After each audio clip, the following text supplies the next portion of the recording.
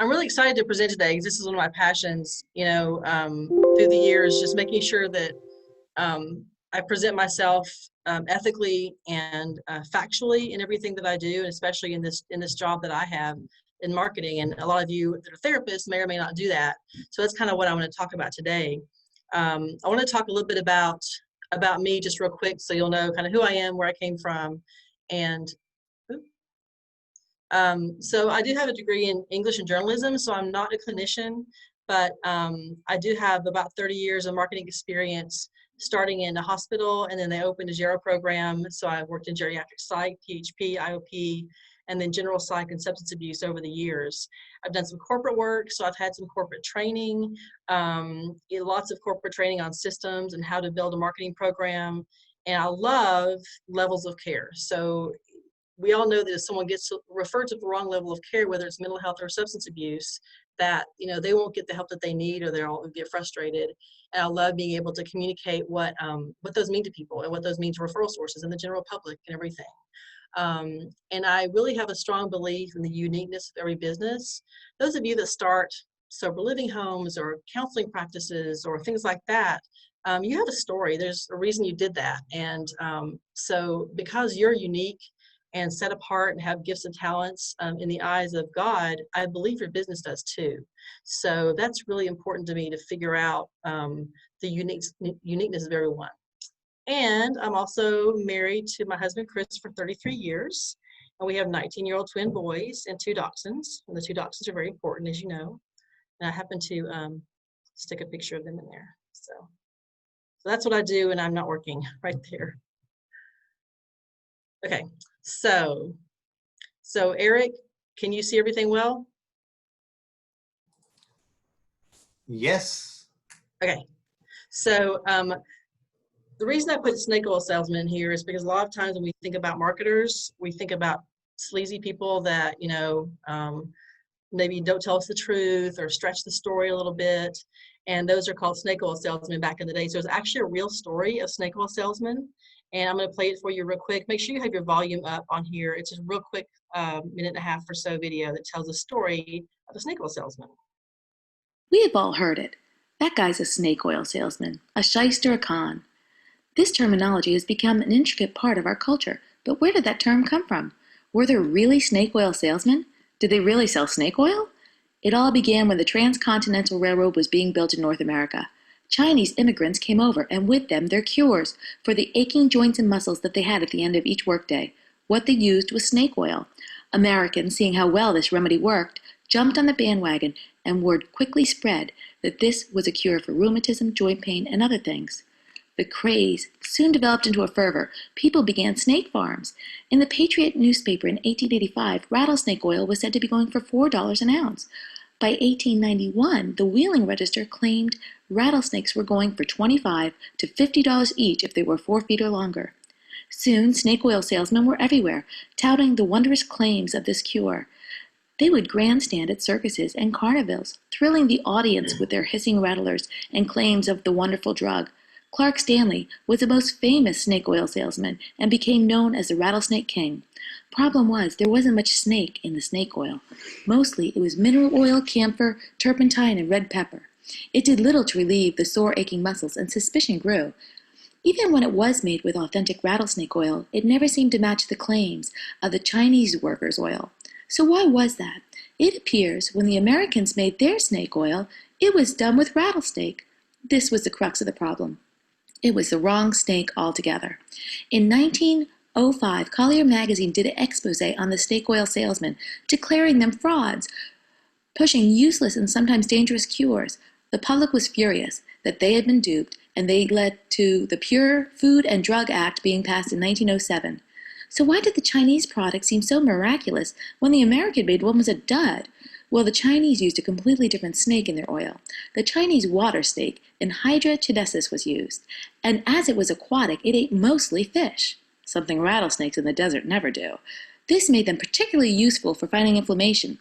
EPA acids, or omega oils, have been found not only to reduce inflammation, but reduce high blood pressure, cholesterol, and depression as well. Neurophysiology researcher Richard Cunin brought redemption to the snake oil in 1989 when he wrote a letter to the Western Journal of Medicine claiming, Oops. I think I stopped it "We there, have all guys. heard Sorry. it. Let's go back there. EPA acids or omega oils have been found not only to reduce inflammation, but reduce high blood pressure, cholesterol, and depression as well." Neurophysiology researcher Richard Cunin brought redemption to the snake oil in 1989 when he wrote a letter to the Western Journal of Medicine claiming the Chinese water snakes had almost 20% EPA oil, higher than the salmon at 18, and rattlesnakes had a measly 4% oil. It appears that snake oil was an effective remedy after all. So when we make claims that something is to be believed or not, we may not have all the facts. What we think may be true may be false, and what is believed to be false may actually be true. All right. So I think that's really interesting that there's actually a history when we say, I want to be a snake oil salesman. So we don't want to be fraudulent. We don't want to lie. We don't want to try to say anything that's not true. So this just recaps that the Pure Food and Drug Act of 1906 came about because of the snake oil salesman. So this is why they have the laws on listing 10 ingredients that were deemed addictive or dangerous. So all the stuff you see now, it's out there in medicine that, or even food now, has all everything listed on it because of the snake oil salesman and the Pure Food Drug Act of 1906. So that's how the FDA came about, right there. Y'all have any questions or comments? I'm not seeing the comments, Eric, on my screen. So let me know if anybody has any questions, okay, Eric, and we'll answer them. Will do. Thanks. Okay, so as I mentioned in the blast that we sent out about this, there is part of if you're a counselor, this is part of the Texas Health and Human Services ethics requirements for counselors. So this yellow part here in the middle, I've broken out. This is actually on the very first page of, you can see the link up there. And it talks about how you shall not make any false, misleading, deceptive, fraudulent, or exaggerated claim.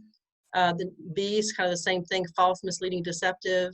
So it kind of sounds like they don't want us to be snake oil salesmen, they want us to be real ethical and upfront about what we do. And C is interesting. You can discourage a client from holding exaggerated claims about yourself. So you can't go say, hey, tell this person that I'm the best one ever and build me up. I mean, some of us do that, but you have to do it ethically. And the last one, also the same thing, making misrepresentations. So this really is a part of your licensing requirements to learn this kind of thing. So how do we measure ethics? There's several different, kinds of measurements, right? There's right and wrong, there's ethics versus integrity, there's ethics versus money, which is a lot of time we struggle with that. And there's the legal part of how we handle ourselves when we market ourselves as well. So most of y'all know what ethics is in general, but we're going to put it in the light of marketing right now. So most of them revolve around moral values of right and wrong, good and bad, and they can vary really significantly, depending upon people's belief systems. And we know that ethics and law are not identical. They don't match up. Something can be lawful but not ethical because the law creates the minimum standards for you to meet. But if we want to be ethical, we want to meet higher standards than what the law has. So we want to kind of reconcile all this when we're talking about it. So I don't know if any of you heard about utilitarian ethics. Maybe you can raise your hand and tell us if you know about utilitarian ethiks. But utilitarian just describes in what results in the greatest good or happiness of all in the decision. So this was written about in 1725 by this philosopher, and he says that choosing the most moral action, really depends upon what's going to cause the greatest good and the least harm. So many things we deal with in marketing have to deal with making decisions on what information to give and what not to give and how to present ourselves in an ethical way. And I've come across many situations where I've had to use this and say, okay, what's the best outcome for the client, for the patient, for everyone involved in this situation. And sometimes we have to problem solve as marketers as well. So we're going to keep this in mind. Any questions out there? Eric? Yeah, if I do have questions, feel free to use the chat box or the Q&A box, and we'll address those at the end, and I'll help read those out to Brooke. Okay. So, so we're different, you know, than other services. If you sell a widget or a hammer, there's a pipeline where you start the sale and then you move the sale on to the next level, and then you move it down the next level, and then you eventually close the sale. We don't do that, right? And what we do, we're dealing with people in crisis, and they got to have an answer right then and there. So it's really, really different than other sales jobs if you're trying to sell yourself. And that's what makes us different. And some of you that are therapists, what I've heard from a lot of people is that you really don't feel comfortable marketing yourself, and you can't figure out how to reconcile that with what you do for a living. It's really hard to get out there and sell or figure out what to do. You know, medicine is a profession and healthcare is a service business. So you do a great job in what you guys do. People deserve to know what you do very specifically so you can help them. And that's what we want to get to the point of. And so whether or not you're a physician referred or whatever, you know, people Google everything. They Google. And it's all about those, you know, what people say about you and what your website says. So it's really important that you try to communicate yourself in the right way. So we're going to go over some ways to do that. Is there a question up there, Eric? I see one. Oh, yes. Diana says we sell hope. That's so true. And no, that's not a pipeline thing, right?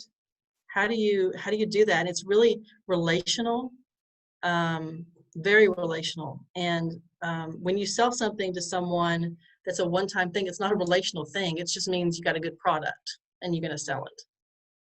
So this is how you kind of see if you're marketing ethically.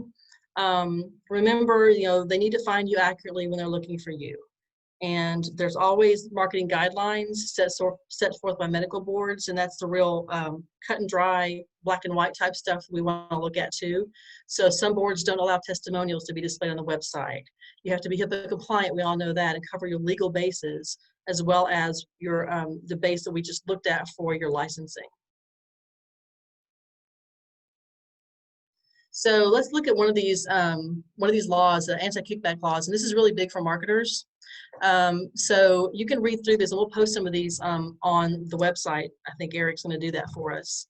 The law, this just says, we got to remember this is a very broad prohibition of any offer, solicitation, payment, or receipt of anything in value in reference to referrals. Now this really, supposedly, this is only under Medicare, Medicaid, and programs covering VA benefits, like federal benefits, but really, as a professional marketer, I use this for everything because I don't want anyone to say that I'm, paying for referrals or, paying anybody back or anything like that. And this includes the second paragraph for enumeration of any value. You'll see it says anything of value. So that can be really, really broad, right? And some of them are federal laws or criminal laws. But there's more descriptions, like the safe harbor laws that you all know about. If someone's in danger, you can contact someone over that. And so just make sure you check an OIG website to make sure that you're not violating any of those kickback laws, because several businesses, especially that in Medicare, have been shut down because of these violations.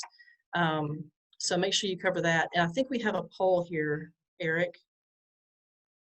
Can you put the poll up about this one for us? We have a little cool poll to do, but I can't get to them here. Okay, let's see. I'm trying to find the poll. Okay. We're talking about the one that concerns kickback laws.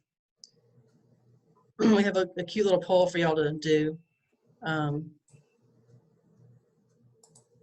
If we can get to them. Oh, here we go. Okay, so y'all look at that real quick. Yeah, and see if you can see it. And we'll give it a second or two and see what people have to say. So, which represents an ethical example? You take a referral source to lunch, and within a week they refer a client. Client refers a patient, you take them to lunch specifically for that referral, and you have a company credit card and want to use it. I think Eric added that in. That was mine. Right. Oh my gosh, we'll let it go for about, 15 more seconds, Eric?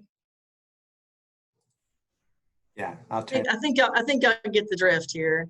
And this is really, you wouldn't think this is a big deal, but so if you specifically relate your gift, your present, your lunch, your cookies or whatever to a specific client, if you say, thank you for referring, Joe Smith, and that can be considered unethical.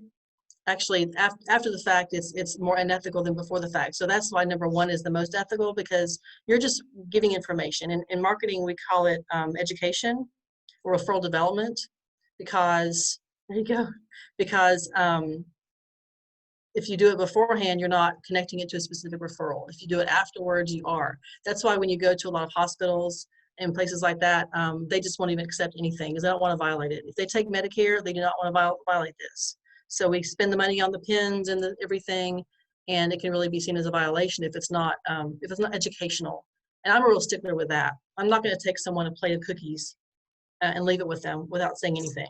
We have to be able to relate it to education. This is about what we do. This is about our type of therapy that we do. This is about what makes us unique. So thanks for doing that. I'm going to close mine out there.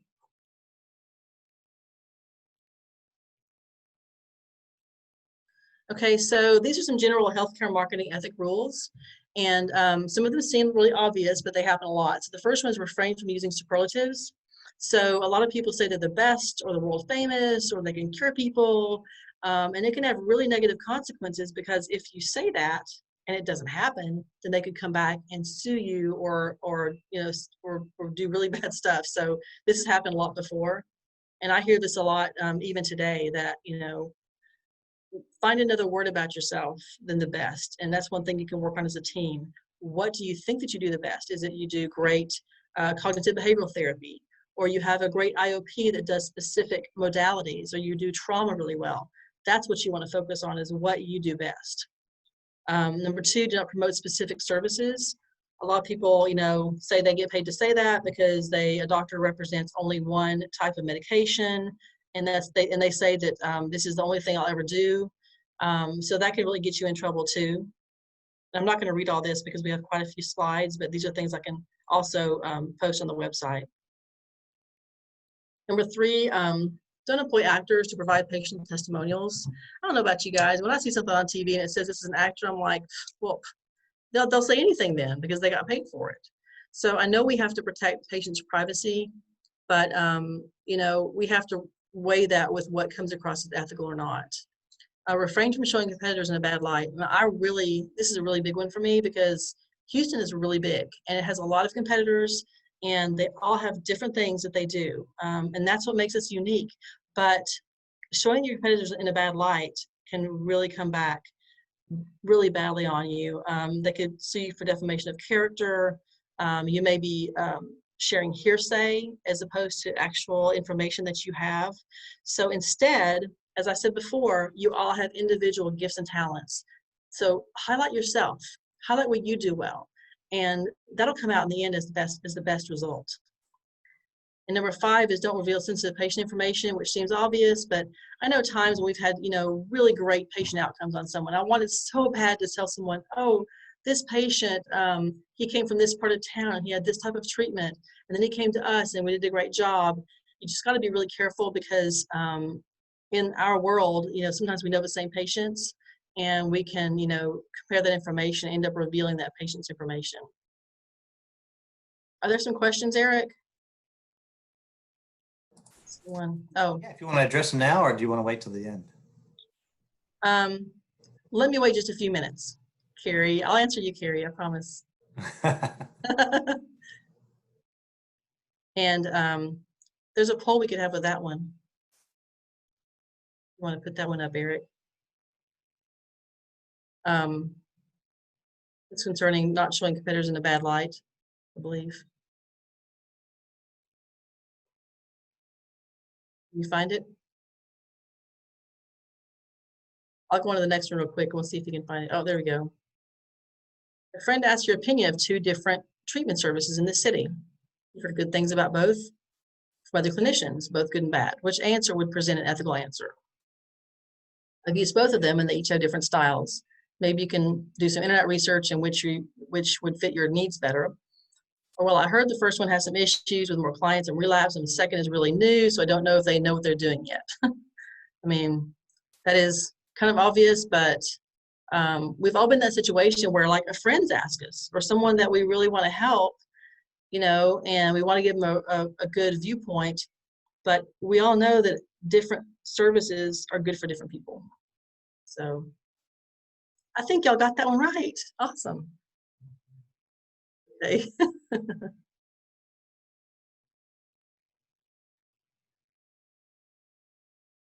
Also, avoid being discriminatory in your promotions. Anything based on, you know, color, sex, you know, financial status, nationality, you know, religion, anything like that can be perceived as really bad. And stay away from fear mongering. Now, you've heard this in other industries as well, but declarations about other people, how bad they are, or, you know, you want to make sure and don't go to them because they, you know, we've had people, you know, we heard people had a bad experience there or died there or whatever. And just make sure that information on your website, and that the last sentence is really important, is unbiased and informative. Okay, you got to get down to the facts of what you do and what you do well. Perception is reality to people. You know, I know you all have dealt with people who have complaints about your business and everything, and you have no clue how they heard what they heard or they experienced what they experienced, but their perception is going to be what you're going to have to handle. We'll go back to utilitarian. Whatever results in the greatest good and our happiness for all when you're decision making on ethical marketing, especially. So I really want to talk about this part because as Christians, I think what I've heard from a lot of, especially counselors, is that they want to be humble. They want to be a good follower of Christ when they're out marketing their services, and so sometimes those kind of clash. So what I want to tell you is that there is biblical principle for what we're doing when we're representing ourselves. You know, we all have to get gifts and talents. I've said that 5 times now, but I believe it so wholeheartedly. If you haven't ever done a gift and talents test, we ought to do that sometime. But as Christians, there's biblical principles. So I just listed a few of these that we can follow. These are ethics rules we can follow. The golden rule. The Lord detests honest scales, but accurate weights find favor. Be accurate with what you're doing and be truthful with your gifts and talents. This is a good one. If you can be trusted with little, then you can be trusted with much. If you're dishonest, you can't be trusted with much. Don't seek revenge or bear a grudge. That goes along with one of those things we just talked about. But love your neighbor as yourself. Whatever you do in word or deed, do it all in the name of the Lord. And that really focuses us right. Don't merely listen to the word, do what it says. I had something hit me this morning that I was telling Eric about, that it hit me really hard. You know, what is the Great Commission? The Great Commission is go and tell people, right? It's about making disciples of nations. You know, Paul told the churches about not diluting the gospel. So he was educating them and telling them so they would learn. Luke was a physician, and he wrote his book from a physician perspective, which was in more detail and it's a little different than the other books. So the actual disciples were charged with telling people accurate information about Jesus and spreading the word. So in a sense, you know, they were doing marketing and public relations for him. And so there really are examples in the Bible of how we need to do this well and how we need to get our stories right and use it to the benefit and to the glory of God in what we're doing.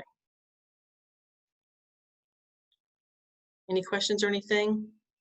Okay. I hope that motivates you right now. You know, there's some actual, you know, exercises you can go through as a team that can help you build on what that is, who you are and what you do. Okay, so I found these examples of bad marketing that violate standards, just to give you an example of what's going on out there. So Airborne, we all know about Airborne, and it was a success story, but it was actually found out, and you can read about this, and it was pretty much proven that they were inflating what it did for your health. And if you see the bottom paragraph here, the tablets did absolutely nothing to boost your immune system. A lot of us still take Airborne, right? We think that, but it actually was proven that it was wrong, and they had a class action lawsuit back in 2008 and had to pay $23 million. So that was unethical marketing because they'd misrepresented their product. Okay, I'm going pretty fast in this so far, Eric.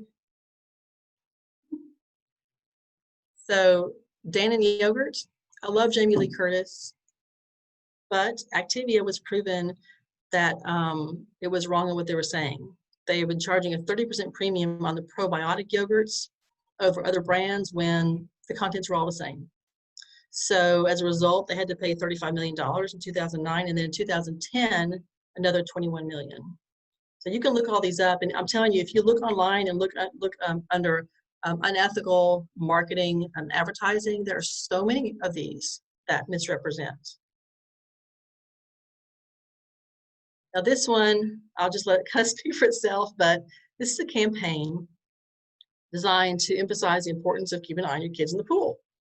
And they put this poster at the bottom of the pool. Looked like a kid was drowning. And they thought it was, I guess effective, but I like what it says at the bottom. It says, presumably to give lifeguards a heart attack every 17 seconds. So it's just like not in good taste. It just doesn't leave a good impression, on that company or what they're trying to do, the Where's Your Child campaign. Some of these are really, so the next one is like, doesn't have anything written on it very much to explain it, but it's pretty disgusting. So just look at that one. If you don't help feed them, who will? And I can hear you all going, oh, out there, it's horrible. So obviously this was about children, starving children, and I just can't believe that anyone decided to do that. It's horrible. Any comments? Any comments out there? Eric, anything? Nope, you're doing great. You're doing great on so thank you. I know. I've got a lot of slides, but I'm doing great. Okay, so these are examples of just unethical or annoying or inappropriate TV commercials. I don't know if any of y'all remember Head On when it first came out. This was the commercial that they did. I'll have to stop it because it keeps looping. But Head On, applied directly to the forehead. Head On, applied directly to the forehead. Head On, applied directly really? to the forehead. Head On is available without a prescription at retailers nationwide. I mean, I remember seeing this commercial and it was so annoying that it just kept going and going and going like that. This one, oh, that's the same one. So this one I found last night, and it's a commercial for Nationwide. And it was 2015 Super Bowl. I don't remember it, but I just have to let you watch it. And I'd love to see your comments, what you think about this. Hey, wait! Les, wait! Wait! I'll never learn to ride a bike. Or get cooties. I'll never learn to fly. Or travel the world with my best friend. And I won't ever get married. I couldn't grow up because I died from an accident.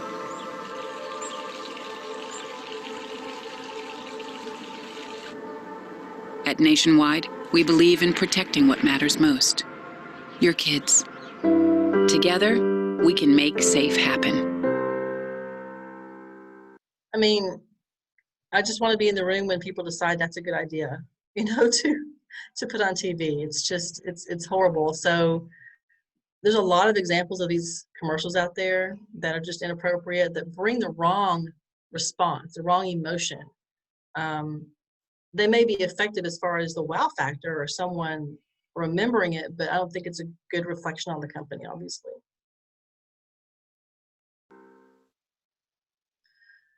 Why don't we stop and do our last poll, Eric? You ready for your last poll, you said? Yeah, I guess so. Okay. 1 second, I shrunk my. Okay.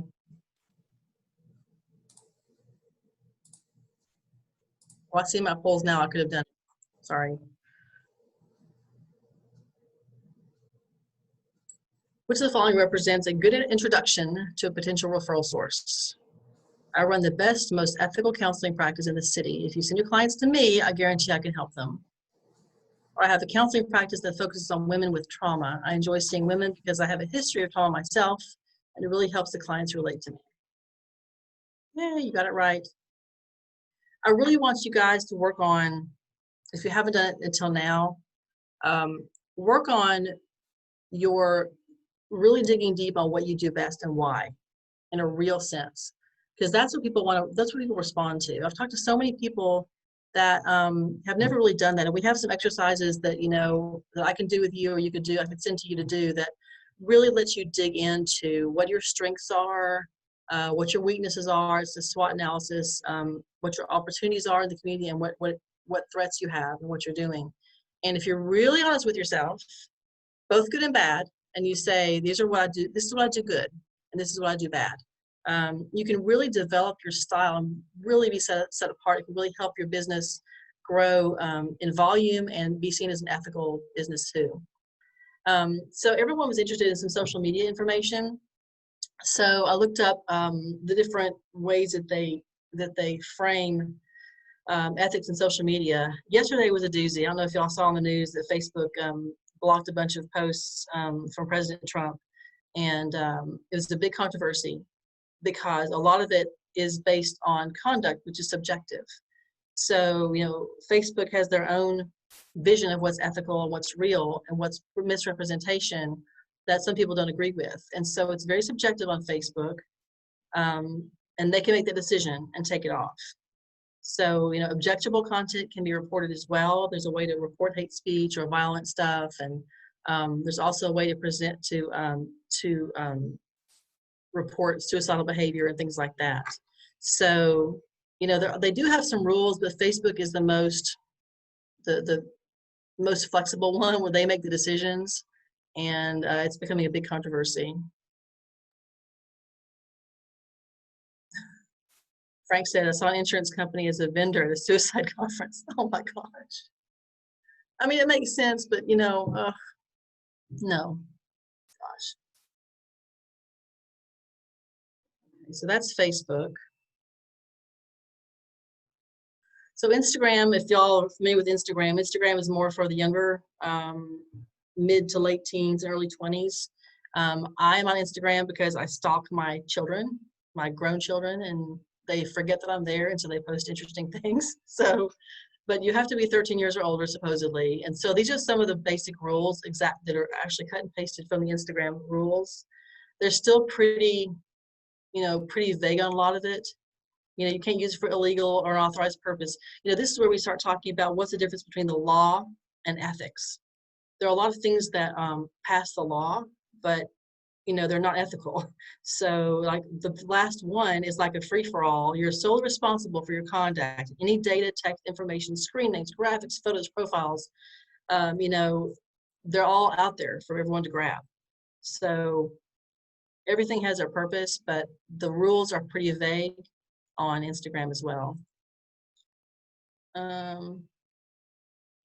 So I'll answer these questions here in a few minutes. I think I'll have time. So this was interesting. I think, you know, we all use LinkedIn, most of us do anyway, and LinkedIn actually has a way to report bad behavior, and they have this code of conduct, which is way more formal than anything else I've seen. And this is actually, you can actually type in code of conduct for LinkedIn, and it comes up, this is actually the table of contents. So it talks about a lot of the things that, like even insider trading, you know, intellectual property, because it's a professional site. So I think that the rules for LinkedIn are way better than a lot of other places. So yeah, they have an integrity helpline. They have that code of conduct, and they have anti-corruption and conflict of interest policies. They said we don't tolerate bribery or corruption. So they're a lot, I guess they're a lot safer. They're a lot more professional for those of us that need that professional connection. But you have to know how to use each one of the social media sites in the way that they're meant to be used. You know, I know they link Instagram and Facebook now, which I don't like really, because those two, I use those for two different things. Sometimes I'll use it, but Other times, if I'm trying to get information out, I don't want to link them because they're going to look different. You know, you got to have different format, kind of different wording for each one of them, according to whoever's watching them.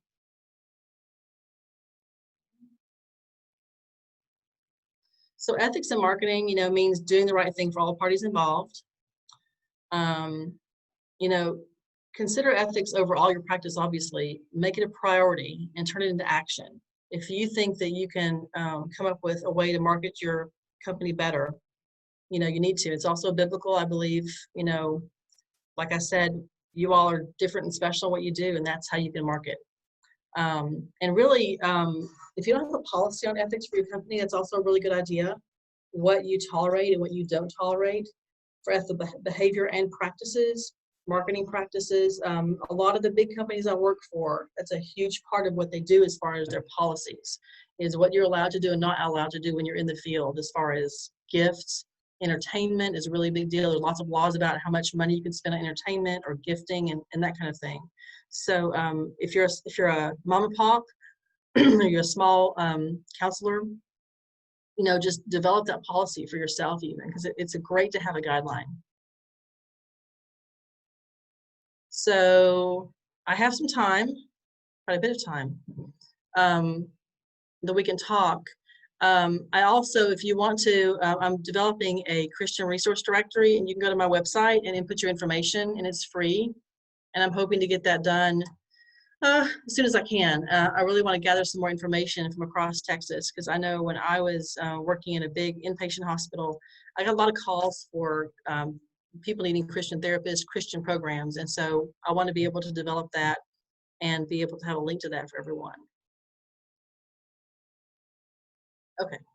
Eric, do you want me to go to the questions now?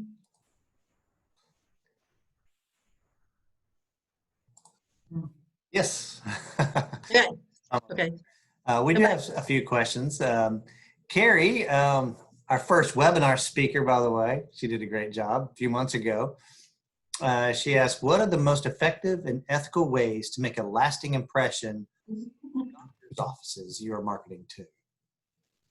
I know a answer on how not to do that, because when I was living in Tennessee, where I was born and raised, I remember I was marketing for a hospital, and I went to a doctor's office, and there was a girl there who was, you know, in Tennessee, University of Tennessee is the big deal. Everyone wears orange and white. And there was a girl there dressed in a total cheerleader uniform, UT cheerleader uniform. And she had orange cupcakes and pom-poms. And I am sure that she made an impression, but I'm not sure she made a good impression. Because I still remember that, because I was in my late 20s and I thought, I don't want to do that. I want to provide information. So in answer to your question, Carrie, I think that you have to do a little research on what the doctor's needs are, or your referral sources needs are. It's you know, if you can find the need and fill it for that doctor, they're going to start referring to you. So if it's a geriatrician, you want to focus your answers and your information on geriatrics. If it's an OBGYN, you want to come with specific information for that type of patient. It takes a little research on your end, but it'll pay off, because if you can come up with, you know, most OBGYNs, for instance, deal at some point with depression with their patients, and, you know, at some point, and they're going to need that. So really think about who you're marketing to, as far as physicians especially, and they don't want a vanilla handout that just has bullet points on it. They really want to know how you can help their specific patients. So, and Eric, you might have some good information on that too. What do you think? I think you're absolutely correct. You know, we have a relationship business, and to find out their needs is an important thing. I know so many marketers that go in and they just want to throw up all their information. And much is retained. Very little, because that's not what they're interested in. So the important thing is to listen and then address the needs that they're interested in.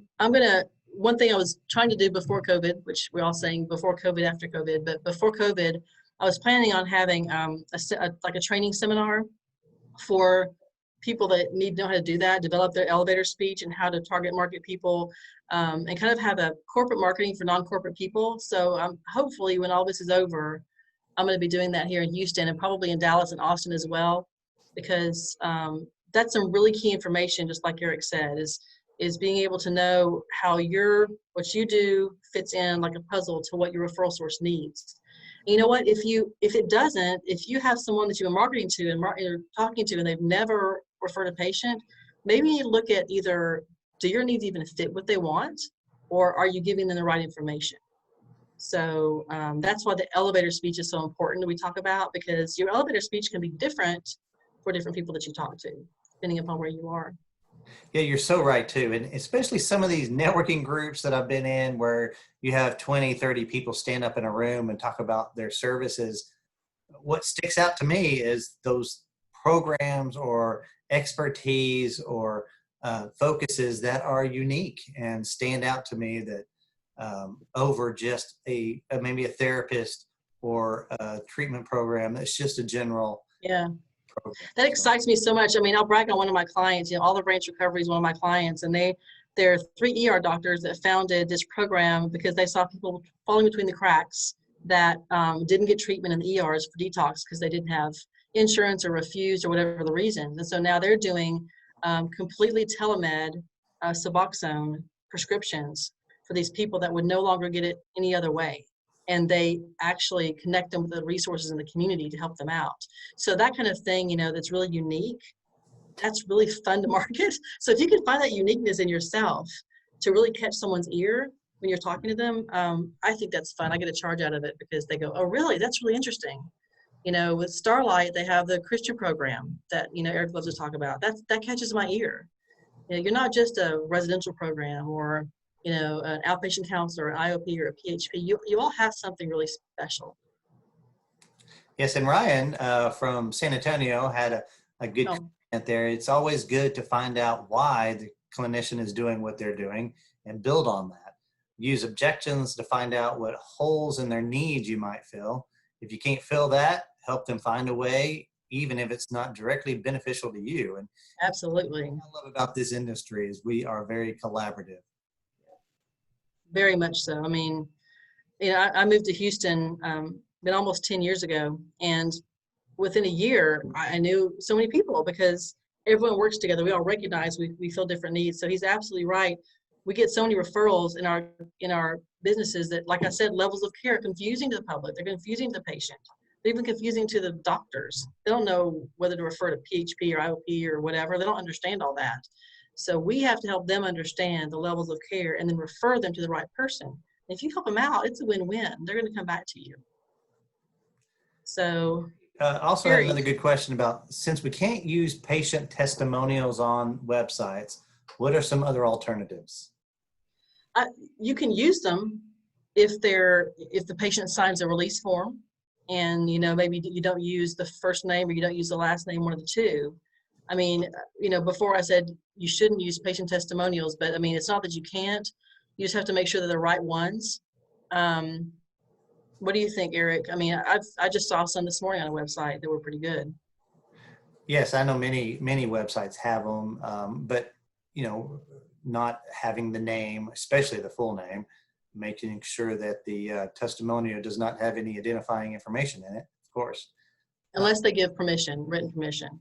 Yes. And speaking of permission, Carrie also said she has a very good social media policy, gets the elephant out of the room right up front.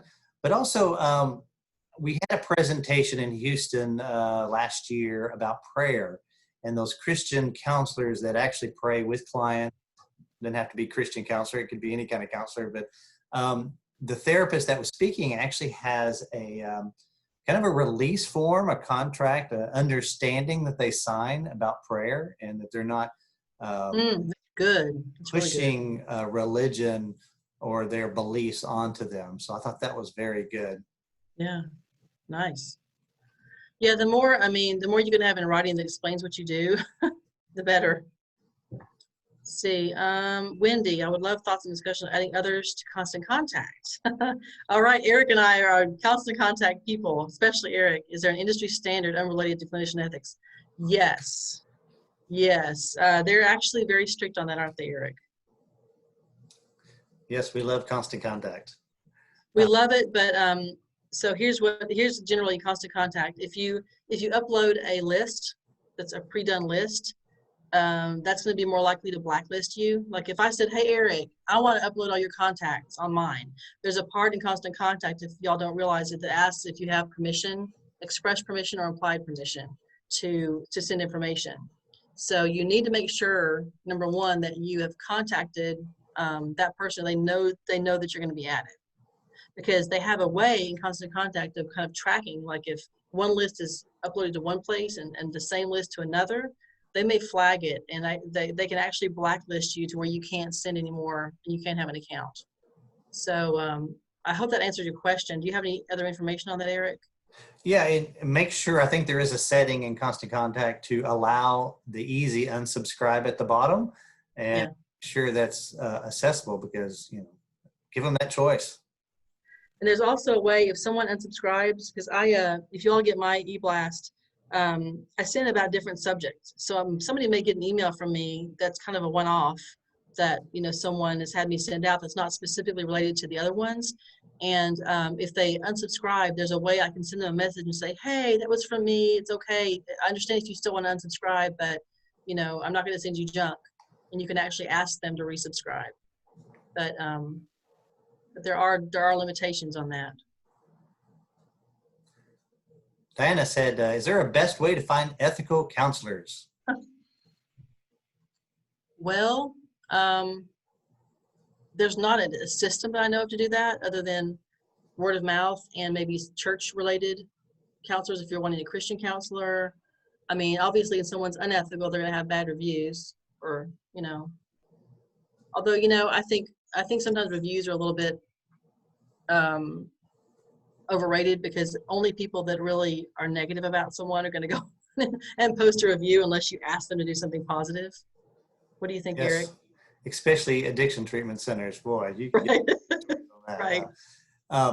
But a lot of the professional organizations I know have a ethical guideline for membership, like I believe TCA, Texas Counseling Association, Christian Counselors of Texas, some of these other ones have that in their Yeah, associations, yeah. So that says a little bit anyway, if they adhere by that. So Diana said, I've had hiring problems. Does that mean hiring ethical counselors? I'm assuming. I don't know if that's what she meant. But I mean, you know, okay, she said yes. I think, you know, like we go back to what I was talking about, ethics can be seen in a lot of different ways, you know. So it's what you want. I think if you have that policy of what you want, and even on the interview, say this is our standard, our ethics standards for our company. If you don't feel like this is going to be a good fit for you, then we need to talk about it. So. And Crystal said, how can you use the pandemic in a positive manner to market our practices? Well, I mean, I see a lot of positive in it. You know, I've always been a real positive person, trying to find the best of every situation. Obviously, like for the Spiritual Care Network, we have, you know, grown in our marketing because we've been flexible. And I think the flexibility that we all have, I know, you know, Carrie Breedlove is on here. She's done a lot of social media, and she's done, you know, a lot of outreach. So I think maybe using it and being flexible, as well as the fact that, you know, we know there's a lot of more, I mean, the detox facilities and residential facilities are really full right now. So we know there's a lot of issues out there that we need to be dealing with. So I think, you know, saying we don't do in person now, but we're way more accessible online. You know, we can see you anytime you want. You don't have to drive, and we're here for you all the time. So I see a lot of positive in it that people are using. I think you're right. The industry has changed in the last 3 months, and telecounseling is a lot more accessible. Just make sure you have a HIPAA compliant platform to do your counseling. And then we do at Starlite, we do telehealth IOP, and it's the HIPAA compliant Zoom version. So, Crystal, are you a therapist? You type the answer in there. Are you a therapist? You work with a facility, or should have looked on there to see. and Frank commented, you can check the licensure. Oh, EAP. Oh, okay, Crystal. Previous Wow. sanctions. Yeah. Oh, EAP. Yeah. Yeah, you have a whole different viewpoint then, you know, wow, okay. Yeah, EAPs right now, I'd like to talk to someone about what's going on with that, because I haven't talked to many EAPs over this time period because so many people are not working or working from home, right? So I'm sure it's, I would think it'd be busier in trying to find resources. I'm not really sure. Interesting to find out. Anything else? What are we on here? If you guys are interested, I mean, if you need more help in developing your marketing system, that's kind of what I do. I mean, I love smaller businesses, helping them learn how to market with the experience that I have. Those are my people. My people are the ones that are mom and pops that have a fantastic service, have a heart for what they do. All of you all do what you do because you have special experience in it.